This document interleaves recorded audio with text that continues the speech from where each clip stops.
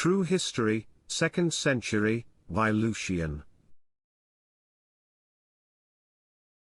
The motives of my voyage were a certain intellectual restlessness, a passion for novelty, a curiosity about the limits of the ocean and the peoples who might dwell beyond it. On the 80th day the sun came out quite suddenly, and we found ourselves close to a lofty wooded island. Leaving 30 of our number to guard the ship, I took the other 20 on a tour of inspection.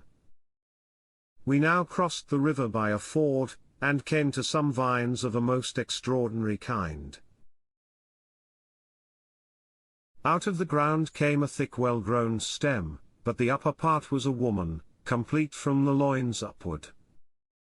They greeted us and welcomed our approach, talking Lydian, Indian, and Greek, most of them the last.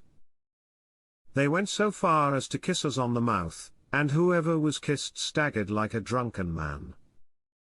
But they would not permit us to pluck their fruit, meeting the attempt with cries of pain. Some of them made further amorous advances, and 2 of my comrades who yielded to these solicitations found it impossible to extricate themselves again from their embraces. The man became one plant with the vine, striking root beside it, his fingers turned to vine twigs.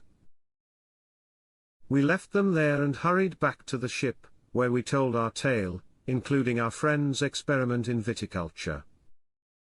Then, after taking some casks ashore and filling them with wine and water, we bivouacked near the beach, and next morning set sail before a gentle breeze. But about midday, when we were out of sight of the island, a waterspout suddenly came upon us, which swept the ship round and up to a height of some 350 miles above the earth. She did not fall back into the sea, but was suspended aloft, and at the same time carried along by a wind which struck and filled the sails. For a whole week we pursued our airy course, and on the 8th day descried land. It was an island with air for sea, glistening, spherical, and bathed in light. We reached it, cast anchor, and landed. Inspection soon showed that it was inhabited and cultivated.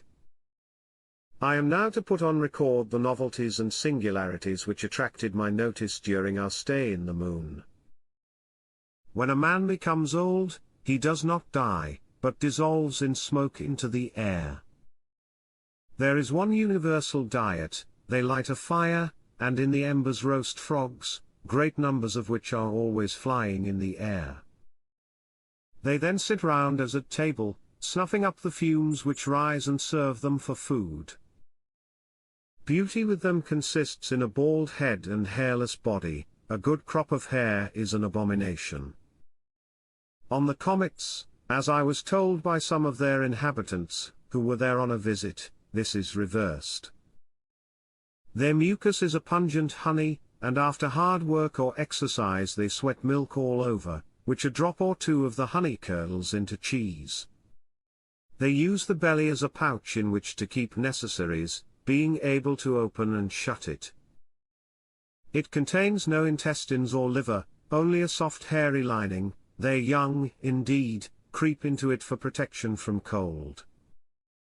It is with some hesitation that I describe their eyes, the thing being incredible enough to bring doubt upon my veracity. But the fact is that these organs are removable. Anyone can take out his eyes and do without till he wants them, then he has merely to put them in.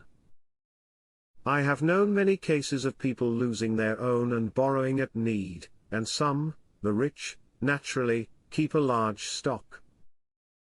Another marvel I saw in the palace.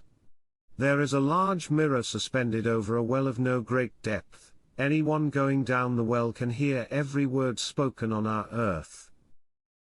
And if he looks at the mirror, he sees every city and nation as plainly as though he was standing close above each. The time I was there, I surveyed my own people and the whole of my native country. Whether they saw me also, I cannot say for certain. Anyone who doubts the truth of this statement has only to go there himself, to be assured of my veracity.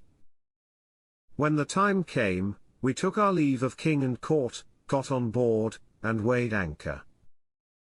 We then entered the zodiac and passed the sun on the left, coasting close by it.